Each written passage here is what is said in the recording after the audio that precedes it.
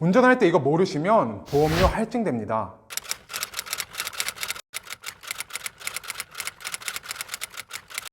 안녕하세요. 보상에서부터 건강까지 지켜드리는 여주 들고 다니는 남자입니다. 우리가 운전할 때 꼭 필요한 정보에 대해서 알려드리려고 합니다. 특히 오늘은 이 정보를 모르면 과태료는 물론이고 보험료까지 할증되니까 꼭 알아가시기 바랍니다. 지금 도로교통법에 따른 할증에 대한 정보를 알고 계신가요? 먼저 살펴보면 0%에서 20%까지 할증의 범위가 나눠져 있습니다. 그런데 특히 2021년 9월부터 추가된 부분인 어린이 보호구역이나 횡단보도에서 교통법규를 어겼을 시 할증 적용에 대해서 알아보고자 합니다. 먼저 어린이 보호구역에 대한 내용입니다. 요즘 대부분 어린이 보호구역의 규정 속도는 몇 킬로죠? 맞습니다. 시속 30km입니다. 그런데 어린이 보호구역에서 시속 20km를 초과하는 과속, 즉 제가 어린이 보호구역에서 운전을 하고 가는데 20km를 초과한 시속 50km 이상으로 운전을 했을 경우 보험료가 할증됩니다. 할증은 한 번 했을 경우 보험료 5%, 2회 이상은 보험료 10%로 할증이 됩니다.